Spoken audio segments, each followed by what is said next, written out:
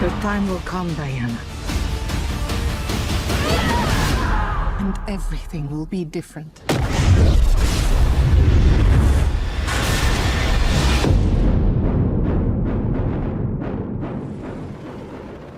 Thank you for joining us for another Movie Lingo discussion. It's good to be back. Today we have the entire crew back. We have the Dad Panther, Everything's Okay, and a beautiful Iris. What's up, guys? Welcome back. What's up? Hey. What we doing? That's what's up. Yes. We're of back. course, Justice League Unite. oh God, here we go. Don't associate me with Warner Bros. in DC right now. 'Cause let me tell you. But cut. Yeah, so of course I'm Eddie Lingo, and I'm so glad to be back. We're all talking together about Wonder Woman 1984.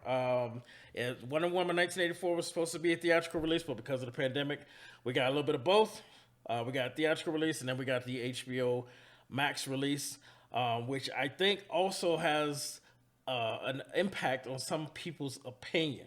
All right, so we already seen most of everybody's opinions and reviews, so we're not gonna go and try and act like we're not going to spoil anything. This is a spoiler filled. If you've seen a review, this is for everybody who's watching that wants to get something off their chest. We're not trying to worry about people who haven't seen it. That's not what this is today. Okay. If you start off the intro with, "Hey, this is to get stuff off your chest," exactly. Doesn't Like, mean it's let's Oscar. talk about this shit. I mean, honestly, I think because of the way it was presented, almost everybody and their mom had the chance to see it. So we're not going to even worry about people who haven't seen it. If you haven't seen it, turn it off, go watch it, HBO Max, or go to the theater, and then come back and then put your comments to join this conversation. Okay, so I want to start with saying that I watched it HBO Max, but because of my relationship with AT&T, HBO Max was free for me. So I think my opinion is going to be a little bit nicer than all yours because I didn't pay shit to see it. Okay. Well, I didn't either. I've had HBO for years. Okay. Because it shows like Westworld and all that, and so they gave that to me for free. Okay. As part of the bundle. So I've never had. I'm good. Right. I mean, because everybody really looks at a movie based on like, damn, I paid for that shit, or damn, I went out and got all dressed up, went to the movies for that shit. Or I drove all the way to my girlfriend's house. They ordered that shit late as fuck, and She talking about right after the movie. You can go home now. I was like, wait a minute, who we talking about? Yeah, That's right. Yeah. Okay. So I'm gonna start, but I want to start with you, Iris. Go ahead and tell me how you saw it first, and if you paid for it, what all you went through to watch it, and then tell me your opinion. Go ahead and just hit us with it. Well, I didn't pay for it. Okay. I have another connection of how I get to see certain movies free.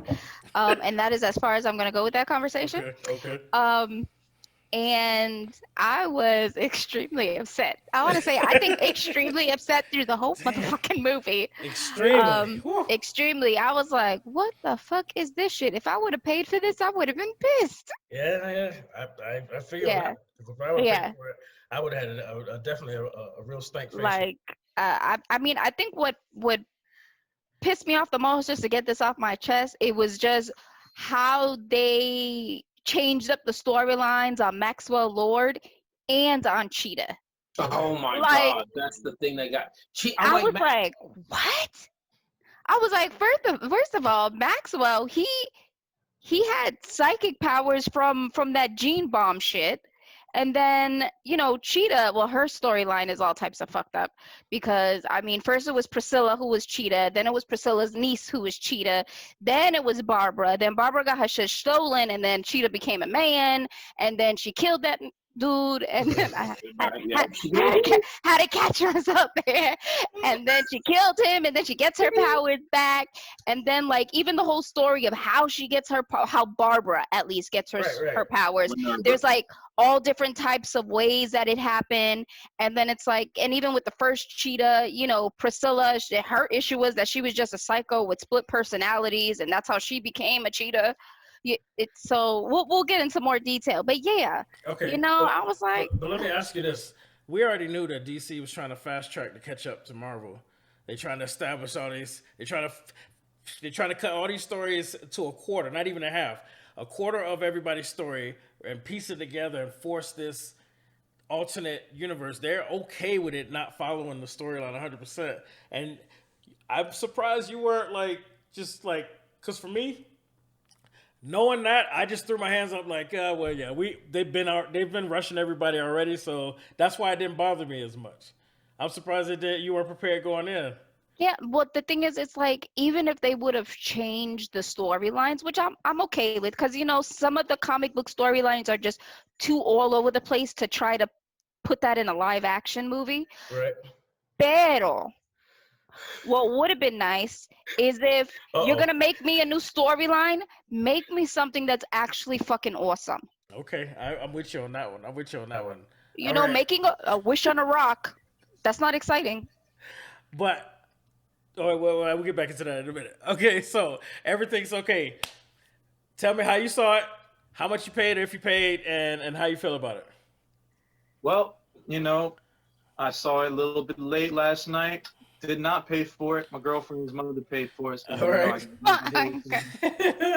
I'm glad you're giving her credit, giving her some props. How I felt about this movie.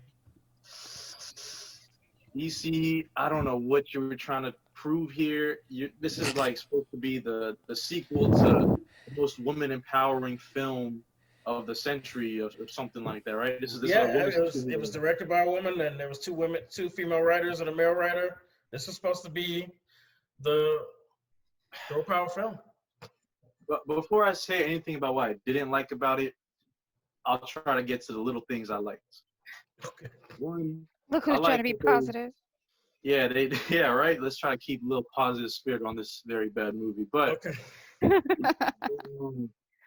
I like that they portrayed the struggle of women in time.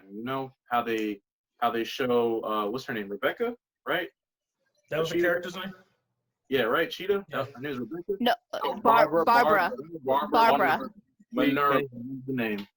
But I like that they showed her going through a struggle, which is very real in society, which is, walking down the street and almost getting kidnapped, That's a real struggle that isn't talked about as much in society, but we got the woman empowering moment. Boom, the woman comes in out of nowhere, kicks her ass, talks about it's all just about how you manipulate the weight.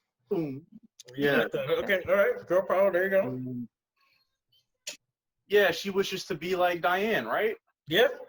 Big, big plot in the movie. But as far as real nice. Movie, Yeah. It was just a flop. I don't know. Nothing was smooth. Timing was off. Introduction to new armors and characters were just so weird.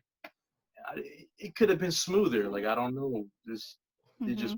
So nothing really gelled for you except for the homage to the women and what they went through.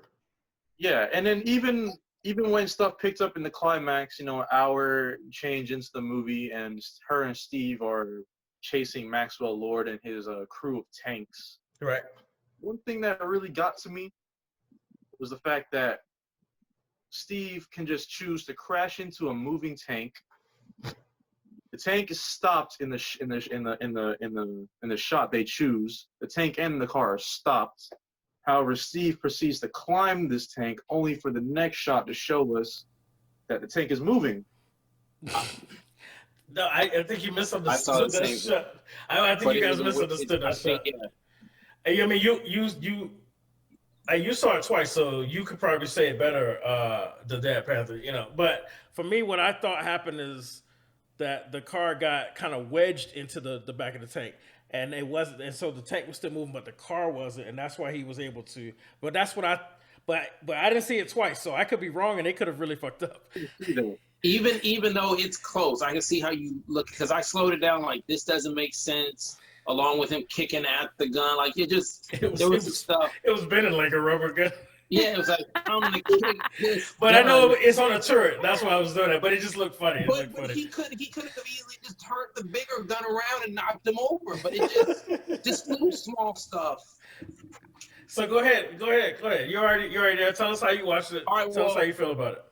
I'm probably going to be the only one on this panel to say I enjoyed this movie.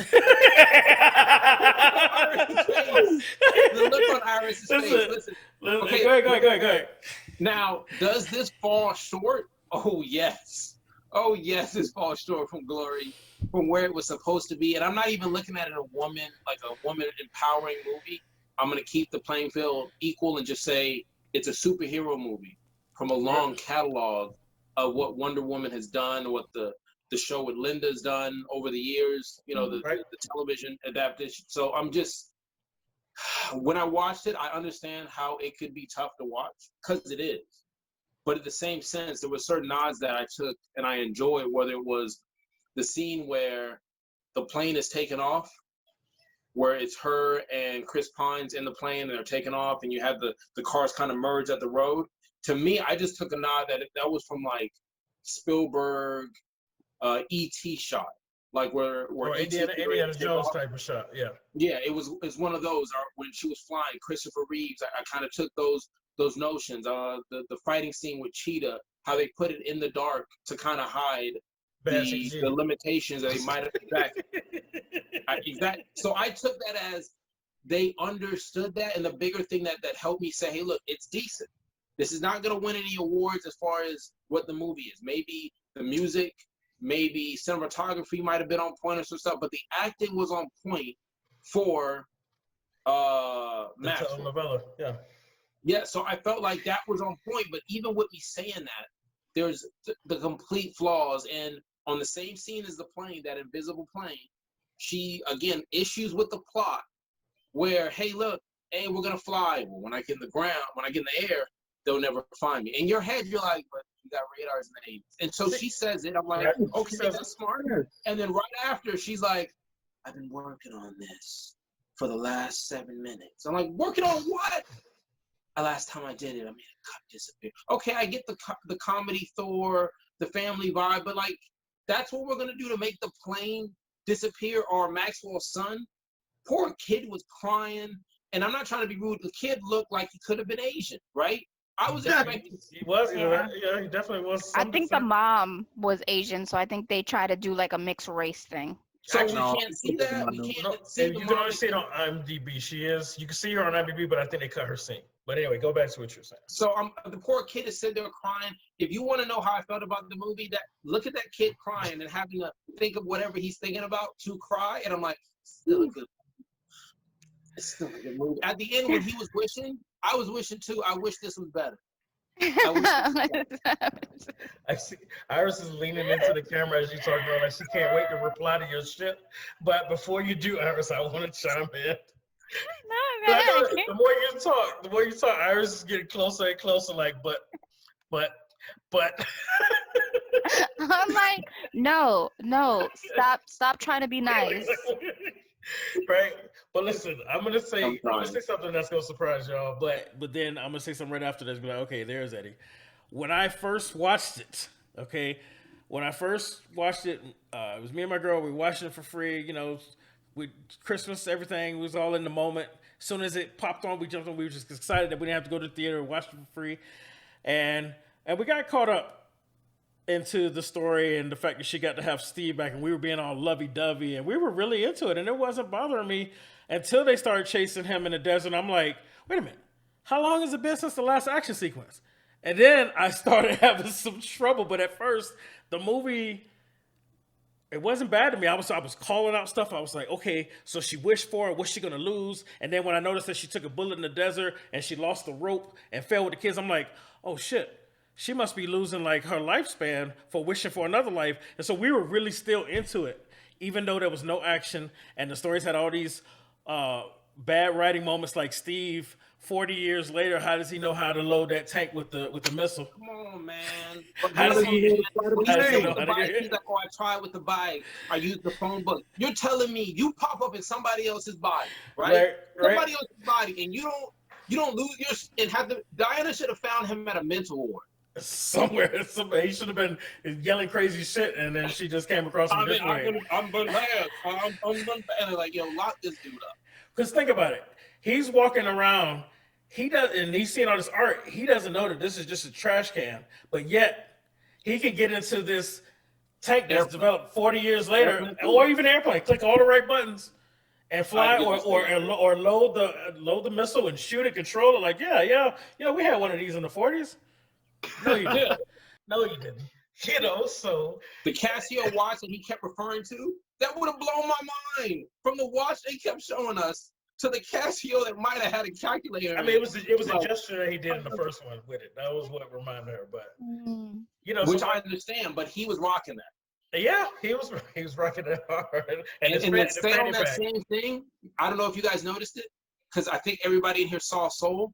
I thought it was very interesting that both movies used the idea of jumping into someone's body. Yeah. And I felt that Soul did it better than Wonder Woman did. So because in my head, I was like, she said, I can only see you. Okay? So I expected every time Diana was looking, she sees Chris Pine. It should have been that actor the whole time. Every time we saw an action scene, it should have been that actor. I could understand if you gave me Chris Pine's voice, but that actor told he signed up to do what? One shot? Two. He did two scenes. Oh, yeah, in the movie. At the odds of everybody in the world, and he just walks up wearing the same outfit. The one that he montage. Hey, but listen, the outfit was rocking, even though Chris Pine. I'm not lying, but the plot. You know, the movie went as smooth is Linda Carter's spin when she at the end of the credits. And she was trying to tell everybody who she was, and she spin around. That was my favorite part of the fucking movie. I noticed when they show her eyes behind the armor, I already knew. I yelled it. I jumped up screaming. I was like, "That's my woman. That's my baby." I'm telling you. Oh my god. Anyway, let me start. My girlfriend home. Listen. I was gonna say, like, really, you jumped up? How did Jessica take that? I mean, she jumped. I did jump up, but she let it slide. So anyway, but the thing is that despite all the bad run at first, I was feeling like you run. I was like, that was the fact that she had to give him up again, lose him twice to get her power back. And you saw her heal after she renounced her wish, and all of a sudden she had the power back. I was feeling all of that, and we were all caught up in it. And then when the movie ended, I kind of at first thought, I was like, that wasn't that bad. But then the more I thought about it, I was like, you know how I feel about sequels. I understand origin stories need to be slow to truly develop a character, introduce character. You understand everything, the psyche, the powers, where they came from, where they're headed.